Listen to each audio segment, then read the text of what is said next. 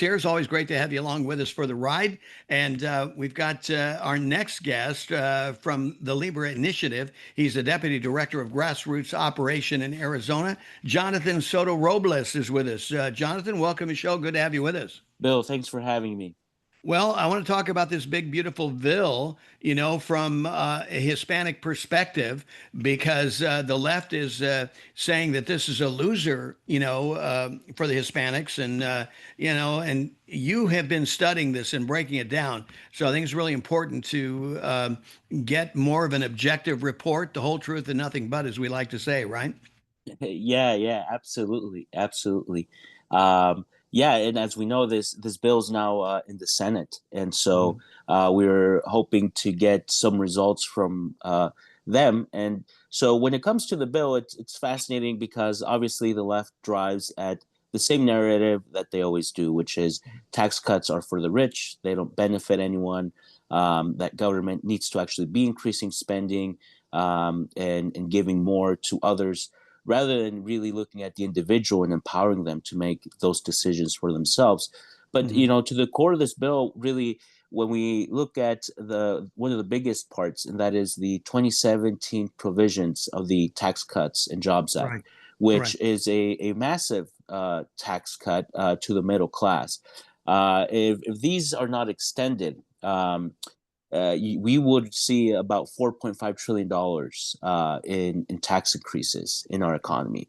And And individually, I mean, people hear a big number like this. I mean, here we are, we're 37 trillion in debt. Let's talk about $4 trillion that's going to go to the government, which they haven't responsibly spent the money we've given them so far. I mean, obviously, we're $37 trillion in debt, and so, but as an individual, we're talking what, 2,500, uh, $3,000 more. yeah, about 1,500, more per household per family. And when we look still at prices around the country, that is definitely a significant bump. And in addition to that, when you poll Latinos, the majority don't want to see more taxes. In fact, the majority is in favor of a tax cut, of a Yeah, reduction in taxes and right, prices, right? So right. yeah, when we also look at small businesses, one in Mhm. four businesses in our country is Latino owned, Exactly. and so that's also really important, right? Right. Well, you talk about what happened in 2017 and the narrative that was put out there by the left that, oh, this was only for the rich and famous kind of thing. And that, I remember Nancy Pelosi and Chuck Schumer yelling and screaming, oh, these guys, these oligarchs, they're just going to take the money and put it in their pocket. And what did they do, Jonathan? They ended up giving it back to the people. They invested back in their companies.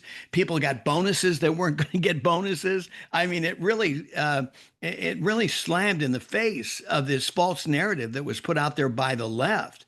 And because a lot of these people and these politicians, they've not had their own business. They don't know about entrepreneurship. The basic, credo of entrepreneurship is you got to keep it going. You got to stay alive. So you get money like that, you invest it back in the company, which is what these business people do. But if you don't understand business, you think all of a sudden it's going to be the windfall from the government and you're going to put it in your pocket, right? Yep. Yeah, absolutely. Yeah, it's two different worlds, right? Those Right. that actually go out and do it, and then those that live in the narrative of the state, which is very different. But it's a very real thing. When you go out to the community, people are vocal about this. Right. We understand that under the Biden years, with the inflation, the government spending, it just really hurt people. And I think that for the first time in a really long time, in the when we talk about the Latino community, they saw this. They saw the pinch of what Mhm. happens when you have bad policy. Right, exactly. Well, and as you say, 80% of Latinos believe that they shouldn't pay higher taxes. 80% also believe now is not the time to increase taxes.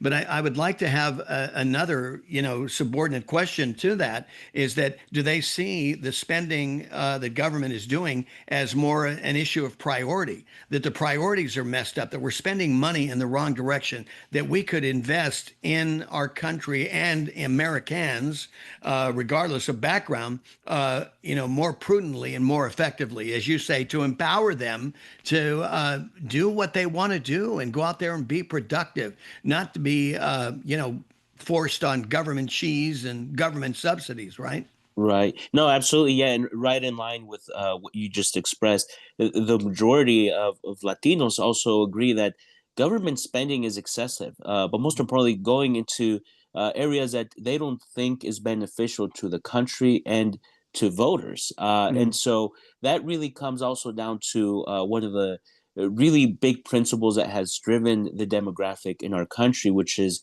you work hard, you earn your money, you invest it, you take care of your family, and mhm. then maybe there's very tough moments in your life where maybe you need to go out and seek some assistance, but in the grand scheme of things, you own up to your consequences and you live Exactly. by that nature, and Mhm. that's still a very real thing. And when you look at the electoral outcomes in November, a lot of what really shaped these decisions, especially with Latino men, was exactly that principle of I Mhm. just want to go out, I want to work, I want to earn my money, and I want to keep that with my Yeah. family and my communities and my businesses. And so Right. that still drives our politics today in part. And so I think that's an important indicator to both parties and Right. to all candidates that government spending is still a very real thing, and we're concerned Mhm. about it.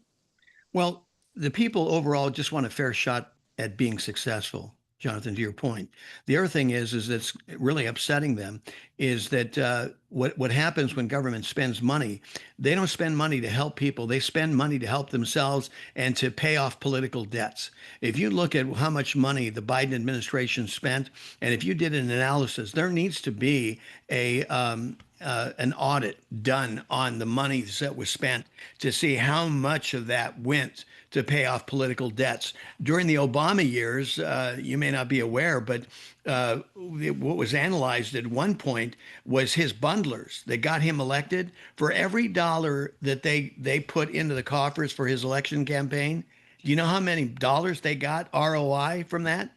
Huh? No, I have no idea. 28,000. Oh wow. 28,000 to 1. So this is what gets frustrating because you start seeing what makes the wheels on the bus go round and round when you're talking about politics. It's about getting reelected. It's about politicians spending our money and irresponsibly because what do they got to show for it? I mean, we've had decades of money being spent for this green deal, this green scam thing, and what do we got? Solar panels. We got charging station, $8 billion in the only eight charging stations that they built during the Biden administration, 8 billion, and only two of them are working, Jonathan. That's your money. Right. Yeah. It's a mess, absolutely. And you know what's really interesting about this bill is when you go into the Latino community, these stories, in various ways, uh, we know them because whether it's us or our families, we came from countries that were corrupt. We Right. understand how freedom, right, is eroded. And so we carry these stories to Mhm. other parts of the community because it's imperative. Right now, we're probably talking about dollars, but really we're fundamentally we're talking about principles. We're talking about our republic and what really the founders always spoke about, which is limiting that power of government, because when it grows too big, then you allow these things to happen. Right. Well, the fact of the matter is, to your point, a lot of Latinos came to the country here believing in the ideal, the American idea. And in some sense, it's sad because they believe in it more than the politicians do. And they even know more about the Constitution than the politicians do. So, that there's a lot to be said about the contribution that Latinos have brought, to the game here and how they've, progressed the American dream. And we need to continue to maximize that and have a playing field available so that they and everybody, for that matter, have a fair opportunity to be successful. We're not talking about equality here, like the way the Democrats have done. They've made it into a political issue.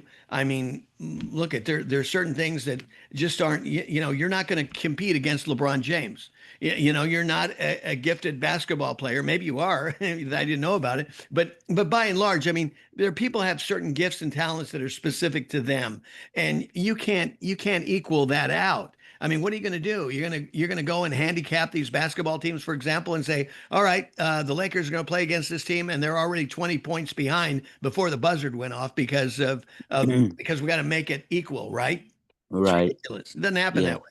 Yeah, yeah, no, absolutely. And I think that's why our work as a Libra initiative is really important because going out to the communities and really teaching about these principles and talking to them and really not necessarily talking politics, but rather focusing on policy because policy Right. is what drives, Exactly. when you look at this bill, there's a lot to it, like expanding the HSA, to individuals. When we talk Hmm. about lowering energy prices, allowing companies to go into more areas in our country to do research and see, where they can drill for more oil and gas.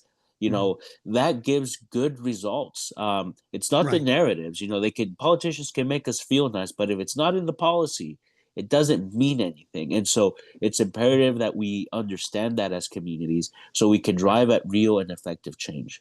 Well, you're exactly right, Jonathan, because as has been said for years, good policy makes for good politics. Policy is upstream politics, not the other way around. And that's what's happened is we've gone through an inversion where we've looked to politics to drive this. If we do, their interests are not the same of the common man. Their interest, politicians' interest is to get reelected. Well, I don't care about you getting reelected. I just care about you doing your job. For me and my family and all the other hardworking Americans, right? Absolutely. Well, Absolutely. Jonathan, we got to leave it there. Thank you so much for coming on the show. How can people find out more about you, Jonathan Soto Robles, and the Libra Initiative? Absolutely. Well, thanks for having me, Bill. And yeah, to find out more, you can go to our website, leaveitinitiative.com. And there you can see a directory of if you're one of in the states that we're in. You can find more information of our staff. You can also get involved, look into the issues that we're getting involved in, and really seek more information. And we look forward to hearing from you. Jonathan, you're awesome. Thank you, my friend. Take care.